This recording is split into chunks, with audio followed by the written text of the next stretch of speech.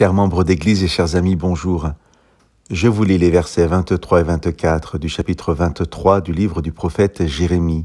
« Je ne serai que le Dieu de tout près, déclaration du Seigneur, et je ne serai pas le Dieu des lointains.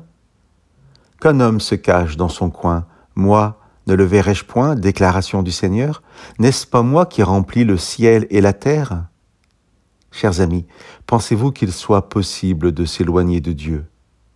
La réponse est sans aucun doute oui, lorsqu'elle est comprise dans le sens où la question est généralement posée.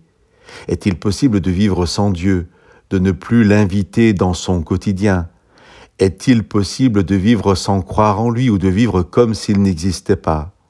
Bien sûr que oui, et nombreux sont ceux qui diront même être très heureux sans Dieu, et même plus heureux depuis qu'ils se sont éloignés de lui. Et pourtant, à travers la bouche du prophète Jérémie, Dieu me rappelle aujourd'hui que là où je suis, son regard m'accompagne. Il est tout à fait possible, à l'ère d'une société de plus en plus intrusive dans nos vies privées, à une époque où l'on se sent de plus en plus surveillé, il est tout à fait possible d'avoir une lecture négative de ces déclarations de Dieu. Qu'un homme se cache dans son coin, moi, ne le verrai-je point? Mais j'aimerais au contraire avoir une lecture positive de cette vérité sur Dieu. Où que j'aille, même si c'est pour m'éloigner de lui, Dieu m'entend si je lui parle.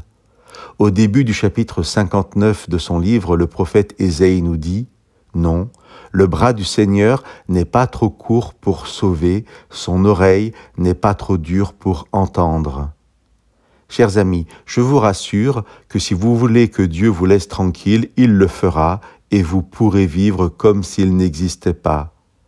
Mais je vous dis aussi que, où que vous soyez, si vous priez, ne serait-ce que dans un murmure, Dieu vous entendra. Que là où vous êtes, si vous ouvrez votre main vers lui, ne serait-ce qu'en hésitant, Dieu vous tendra la sienne, car, comme un père aimant, Dieu ne s'éloigne jamais de ses enfants. Que Dieu vous bénisse.